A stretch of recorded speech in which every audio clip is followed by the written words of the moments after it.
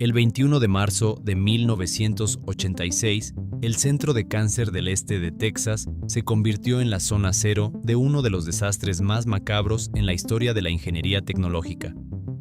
Ray Cox, un paciente de 33 años, ingresó a la sala de radioterapia para una sesión rutinaria. Su objetivo era tratar un tumor en su espalda. La máquina encargada de este procedimiento era el Therac 25, una maravilla de la tecnología médica moderna, un acelerador lineal de partículas diseñado para destruir el cáncer con precisión milimétrica. Cox se recostó en la camilla, boca abajo, en una sala blindada con gruesas paredes de concreto, completamente aislado. La operadora salió de la habitación y se sentó frente a la terminal de la computadora, una pantalla de fósforo verde que dictaba la vida y la muerte. Ingresó los parámetros del tratamiento. Sin embargo, al confirmar la orden, un código críptico parpadeó en la pantalla. Malfunction 54. Para la operadora, esto era solo un error técnico de bajo nivel, una anomalía habitual en un sistema que frecuentemente mostraba mensajes incomprensibles. El manual oficial indicaba que la dosis no se había administrado. La realidad, dentro del búnker hermético, era una atrocidad clínica.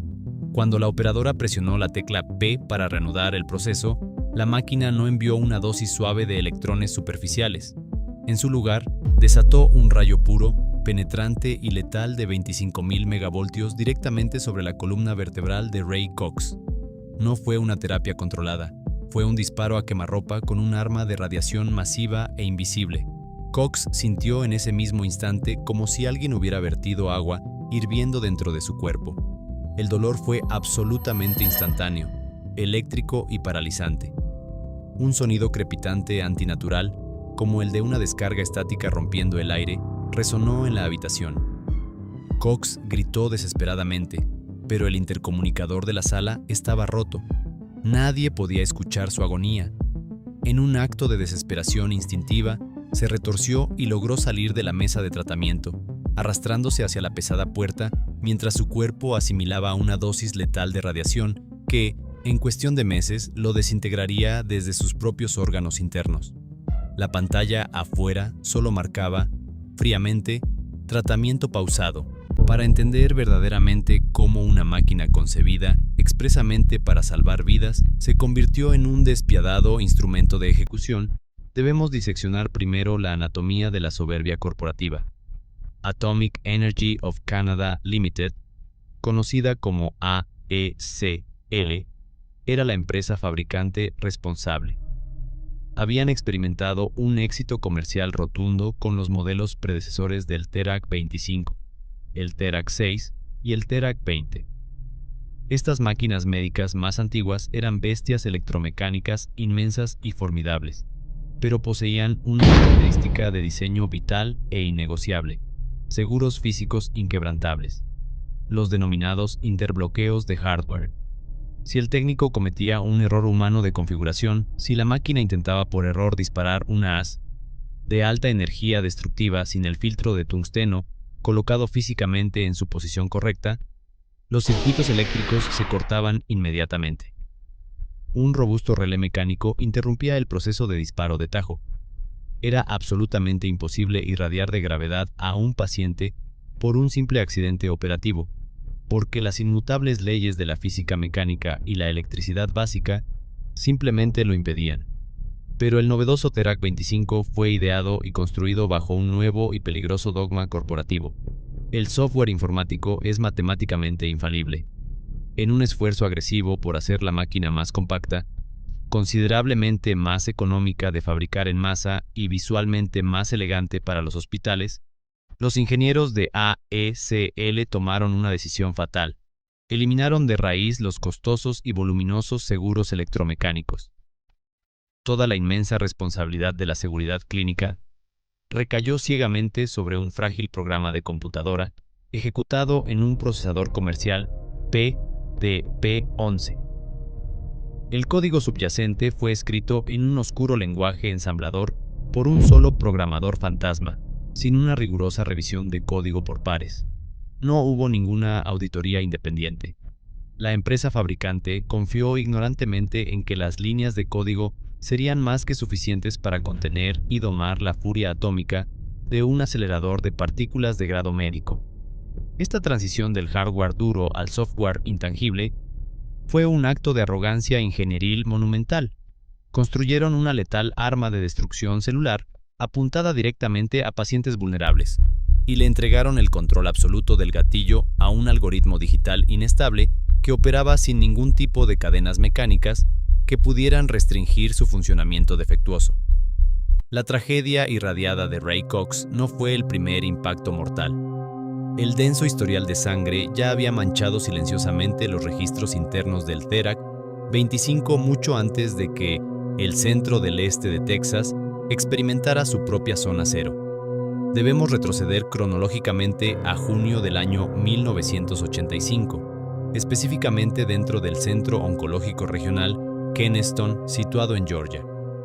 Katie Yarbrough, una paciente de 61 años que libraba una batalla contra el cáncer de mama, se sometió a lo que le prometieron sería un tratamiento indoloro y rutinario. Al igual que ocurriría con Cox, la computadora falló.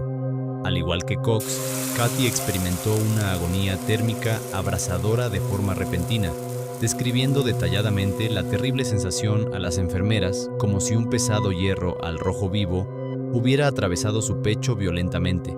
Su piel quemada se tornó roja, luego se ennegreció sin explicación médica aparente y comenzó a necrosarse agresivamente en los días siguientes al incidente. El nivel de destrucción tisular era tan masivo e inusual que su oncólogo personal quedó absolutamente desconcertado. El hospital de Marietta, sumamente alarmado por el patrón destructivo de la lesión de Katie, contactó con carácter de urgencia a las altas esferas de AECL para reportar una innegable sobredosis de radiación emitida por el acelerador. La respuesta oficial de la gran corporación tecnológica fue rápida, carente de toda empatía y categóricamente defensiva. Es un escenario imposible. Los ingenieros de Canadá aseguraron que el avanzado sistema estaba programado de tal manera que una sobredosis desproporcionada de tal magnitud masiva resultaba un evento físicamente irrealizable. La empresa insinuó perversamente que el devastador problema clínico de Yarbrough era solo una rara anomalía biológica de la paciente, absolviendo a su preciado algoritmo de cualquier grado de culpabilidad. Esta fría negación corporativa sistemática se instaló rápidamente como la postura estándar de AECL ante el desastre. No emitieron alertas rojas a los demás hospitales oncológicos. No retiraron cautelarmente sus lucrativas máquinas del mercado médico, mientras Katie Yarbrough perdía su seno por culpa de la intensa necrosis inducida radiactivamente y eventualmente fallecía a causa de complicaciones por el trauma físico. El peligroso Therac-25 continuó operando indiscriminadamente. La máquina asesina aguardaba oculta a plena vista. Para comprender la mecánica exacta de estas horribles ejecuciones médicas, es obligatorio ejecutar una autopsia profunda del código, descendiendo hacia las entrañas digitales, donde verdaderamente habitaba la masacre. El defectuoso Therac-25 escondía celosamente en sus líneas un bug informático letal catalogado en la ingeniería de sistemas moderno como race condition o condición de carrera.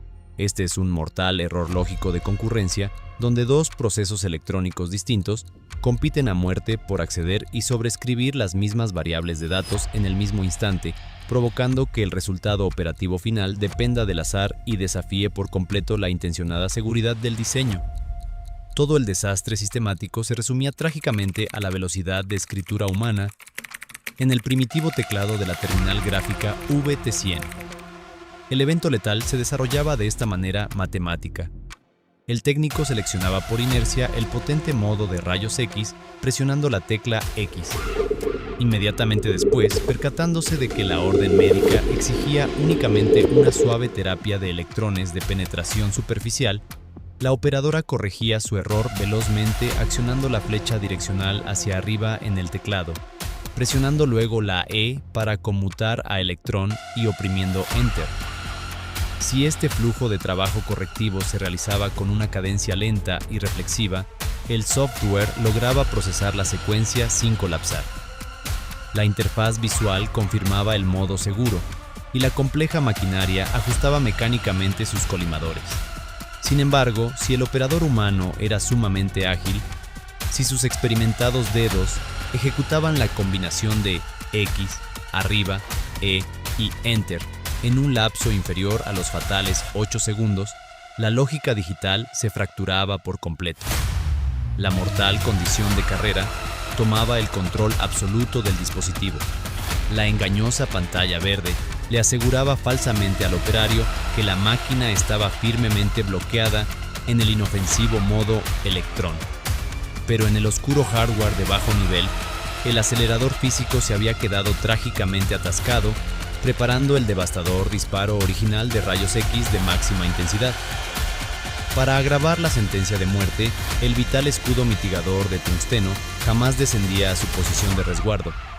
La máquina liberaba entonces un torrente radiactivo concentrado de 25 millones de electronvoltios sobre el humano, desatado por la destreza del operador.